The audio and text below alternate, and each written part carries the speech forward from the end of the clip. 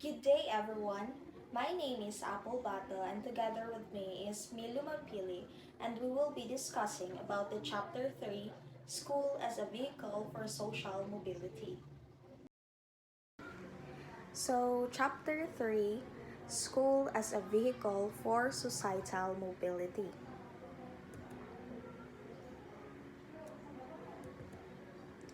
The intended learning outcome synthesizes the role of school as a vehicle towards social mobility.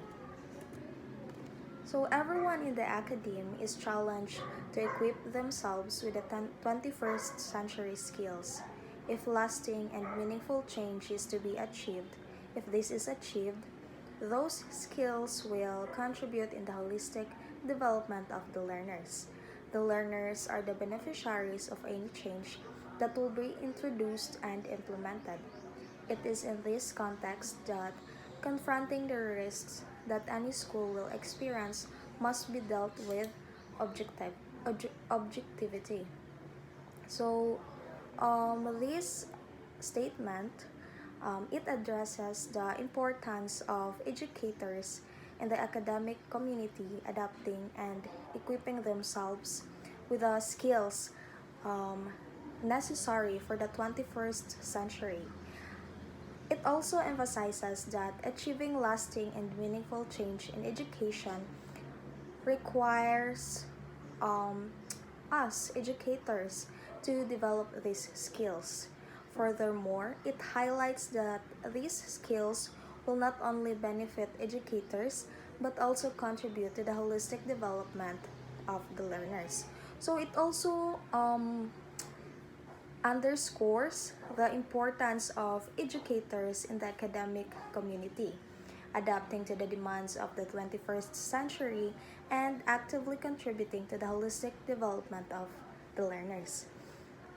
Another thing is that it highlights the need um, for a forward thinking approach to education that prioritizes the acquisition of relevant skills and the implementation of meaningful um, changes for the benefit of the students. So the apex of transformative education is a changed individual at the societal level, significantly due to innovative, meaningful, and creative teaching and learning. Such cannot be made possible in an atmosphere of fear, compulsion, and pressure experienced by learners. That is why transformative education curriculum is not static, but is therefore subjective to the constant reform coupled with relevant and appropriate policy at the school level. So, um, it highlights the transformative potential of education since we all know that emphasizing the transformative potential of education is the ultimate goal to bring about positive changes in individuals at the societal level. It stresses the importance of innovative, meaningful, and creative teaching and learning methods in achieving this goal. Additionally, this statement it argues against an atmosphere of fear, compulsion, and pressure in education, stating that such conditions, such as what I have said, fear, compulsion, and pressure in education, these are such conditions that hinders the students to acquire transformative learning. Also, this emphasizes the transformative potential of education in bringing about positive changes in individuals and society. It underscores the importance of creating an educational environment characterized by innovative teaching and learning methods, the autonomy, the continuous curriculum reform, while rejecting fear, compulsion, and pressure as hindrances to transformative learning.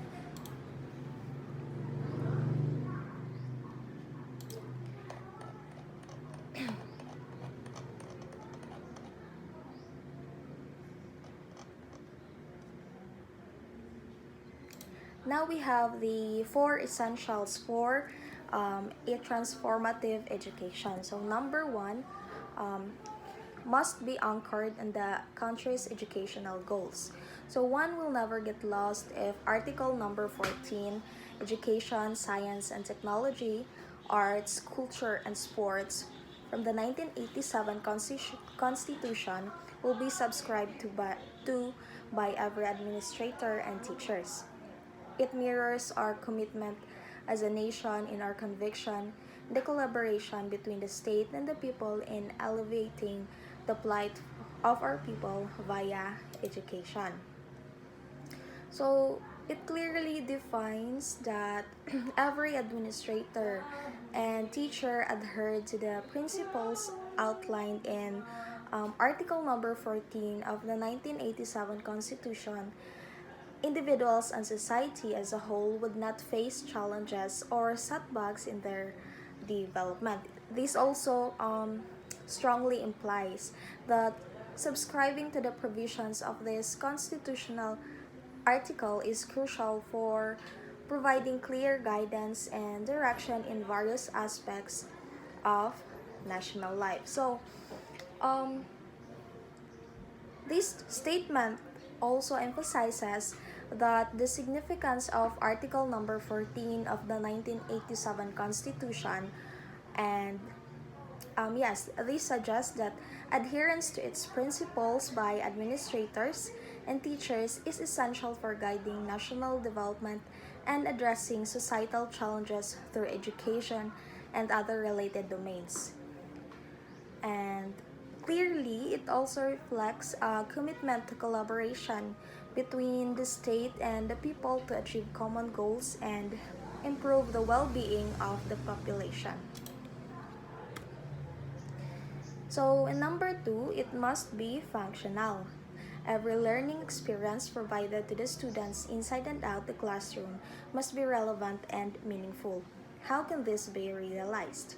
The teacher must be relevant and realistic enough to present the realities of life that will be confronted by the learners the moment he or she is exposed outside the four walls of the classroom.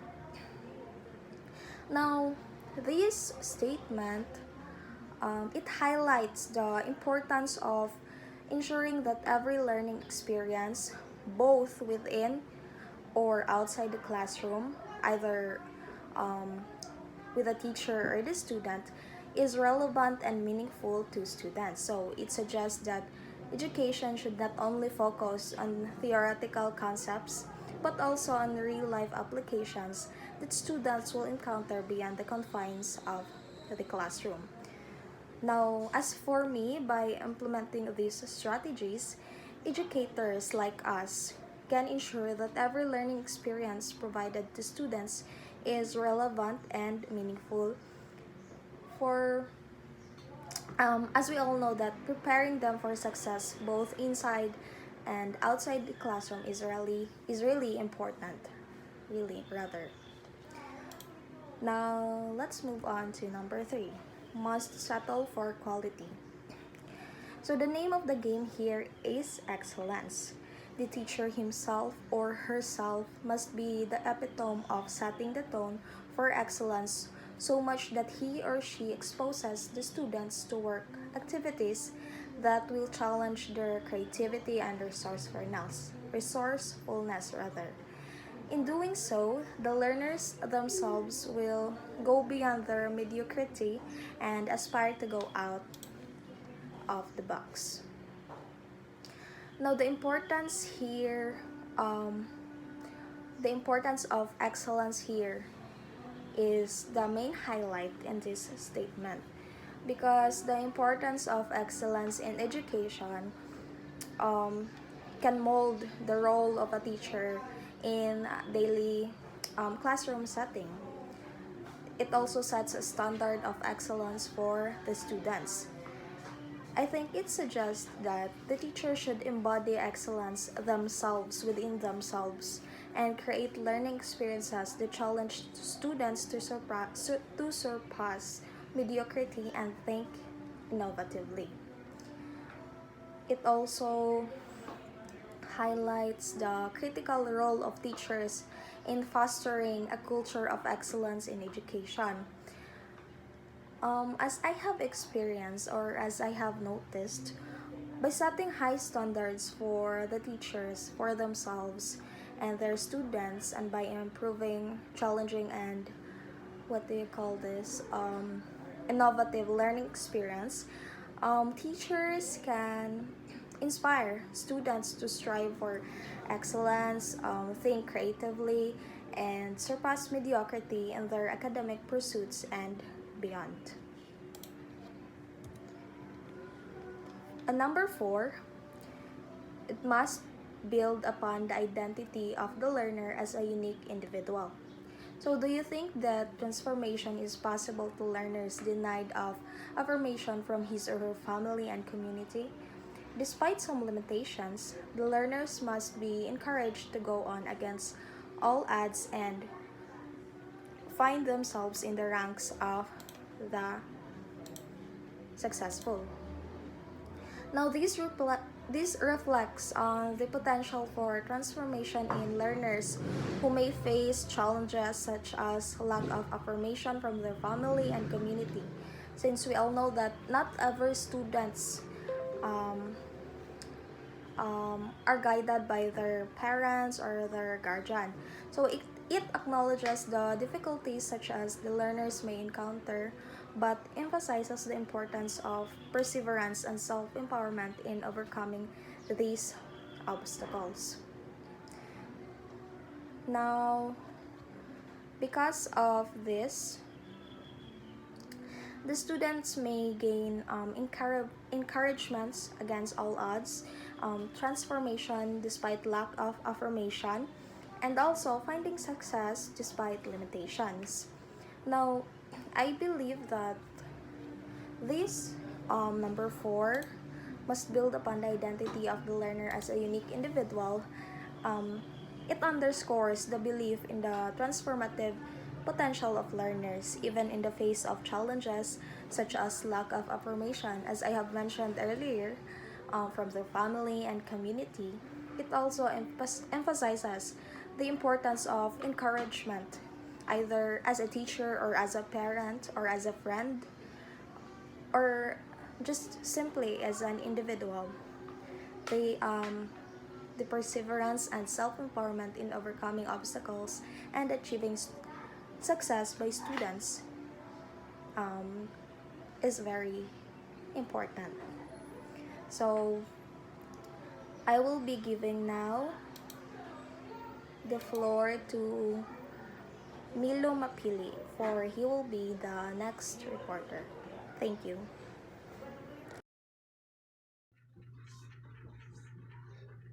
Good day, everyone. So I will be discussing about the social psychological model. So, the social psychological model, as what emphasized in the books, that it highlights that the millennial periods, the education goes beyond just acquiring knowledge, and it is now includes the development of values, skills, attitudes, and competencies through meaningful social participation. So these type of participations extend beyond the classroom and encompasses the entire school culture and atmosphere. So the goal is to bring about a holistic or integrated change in a learner.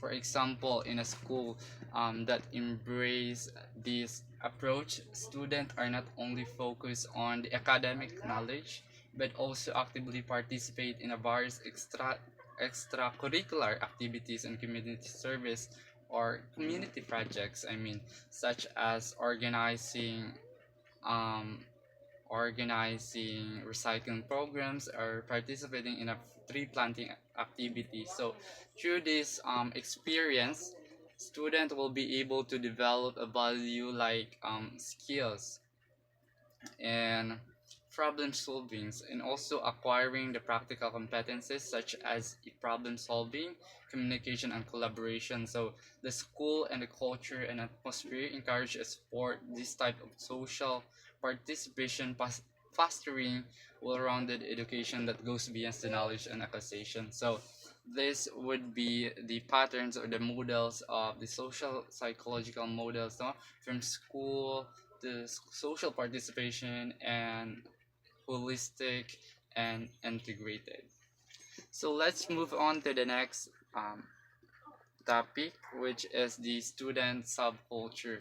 When we say about, or when we talk about the student subculture, from Motive 2015 cited that the subculture are those groups or values or norms that are distinct from those held by the maturity. So culture is what makes us the society expressions both through material things and beliefs. So the example of the culture are the language.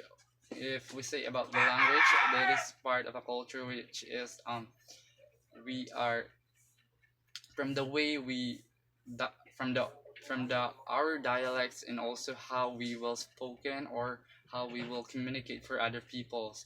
And the next is ideological values. When we say ideological values, it is a principle or a beliefs.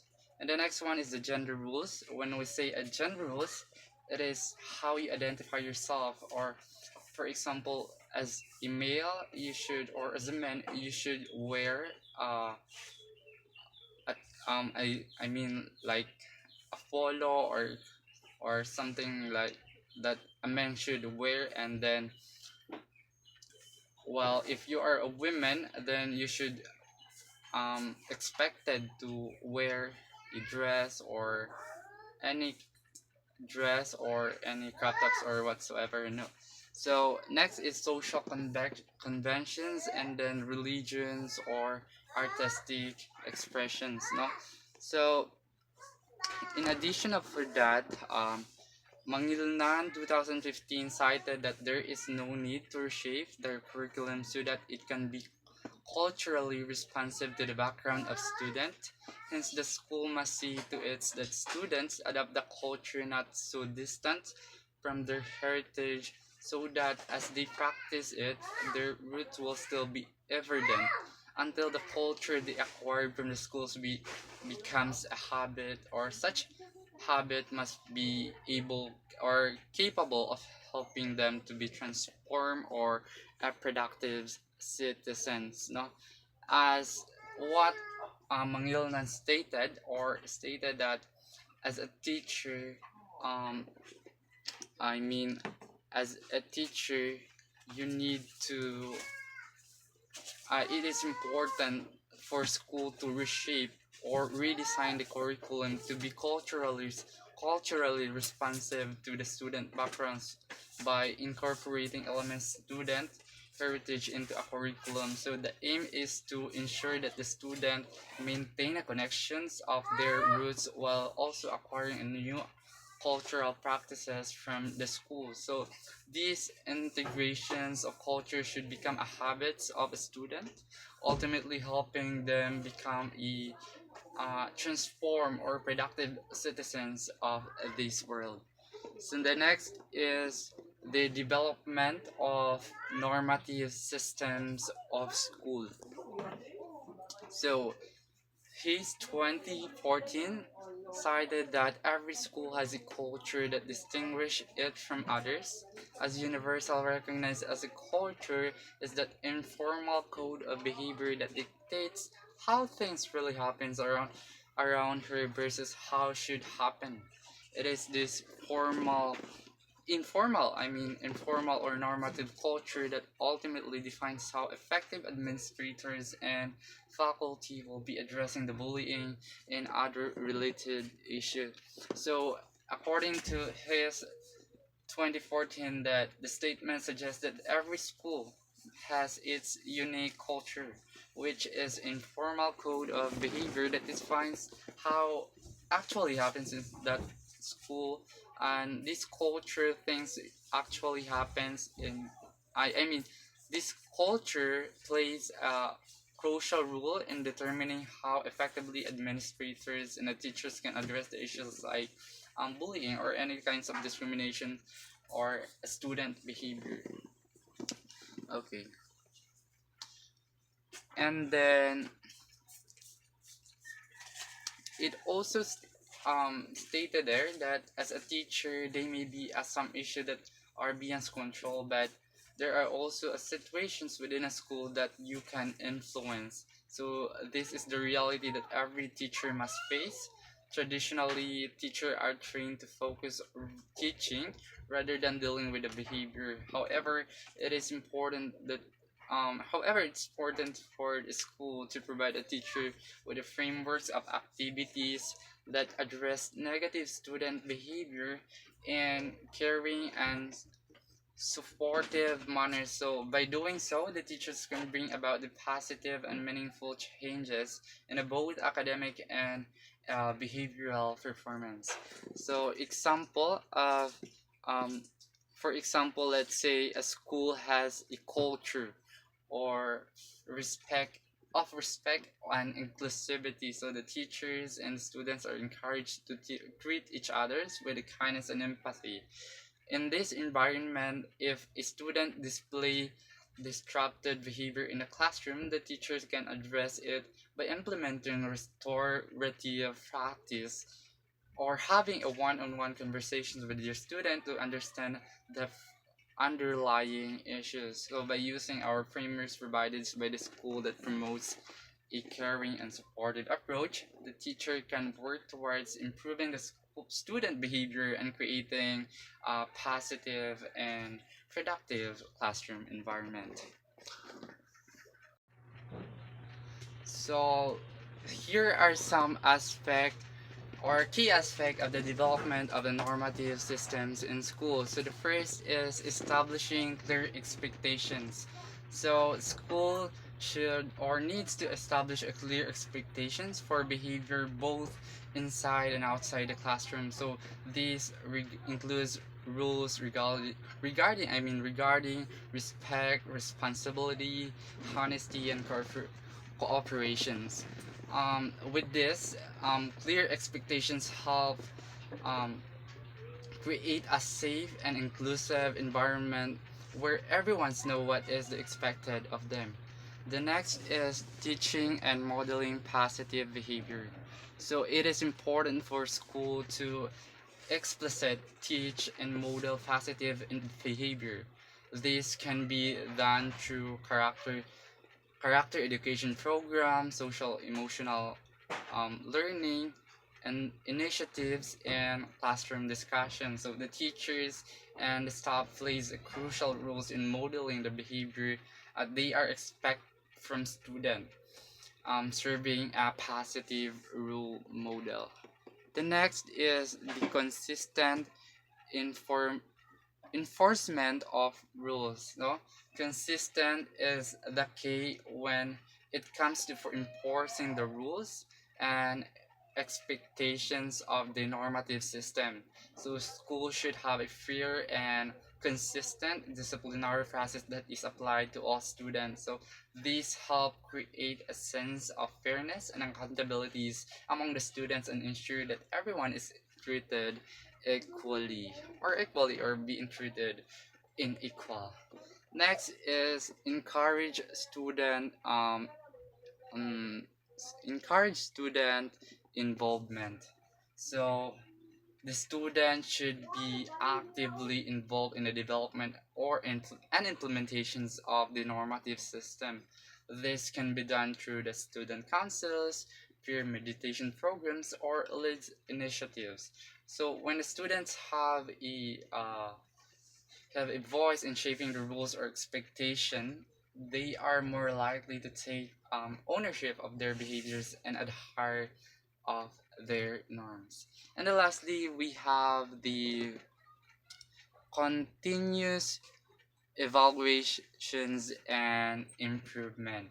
So when we say about continuous evaluations and improvement, it is development of normative systems is an ongoing process. Schools should regularly evaluate the effectiveness of their rules and expectations and make adjustments as needed. This can be done through survey, focus groups, or discussions with the student or teachers and parents by By continuously improving the normative systems, school can ensure that it is remains relevant and effective in promoting the positive behavior. So, in summary of that, or in summaries of that all aspect, the development of a normative system in school involves in establishing clear expectations. We have the teaching and model of positive behavior, consistent informants of rules, encouraging student involvement, and lastly, we have the continuous evaluations and improvement. Okay. And let's move on to the next, which is the study of attitudes and behaviors in school. So, according to the book, that the theory of planned behavior is a widely cited theory that explains human behavior based on the individual attitudes, beliefs, and social norms. It is focused on how people evaluate the positive or negative aspect of a behavior and their expectations about their outcomes. It is also considered the social pressures and norms that influence individual decisions and their inclination to comply with those norms. Now, additionally, the theory of learned behaviors or the TPD includes the concept of perceived behaviors control, which refers to individual perceptions, how easy or it is so perform behavior. For example, let's say a group of friends is planning a beach cleanup event. No? The theory of, the theory of planned behaviors can be applied to understand their intentions and behaviors. The friends may be evaluate if the positive, the positive aspect of the behavior, such as um, helping the environment and making a positive impact of the community. They may also consider the potential outcomes, such as cleaner beach and increase the awareness about the environmental issues. So the social norms within their groups, the wider the community may influence their decisions to participate in a cleanup event. Additionally, there perceived behavior control, such as availability of resources and their confidence in organizing the event can also affect their intentions and behavior. So, by understanding these factor, I mean, by understanding these factors, the TBD can help to predict and explain their willingness to participate in a beach cleanup event. So that is our example of the theory of planned behavior or the TBB.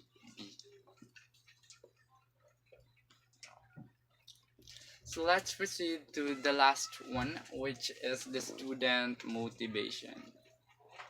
So student motivation, um, in a summary of, according to the book, that Meltzer 2002 emphasized that the importance of motivating students throughout the entire lesson, and motivated students are less likely to learn effectively, retain informations, and actively participate.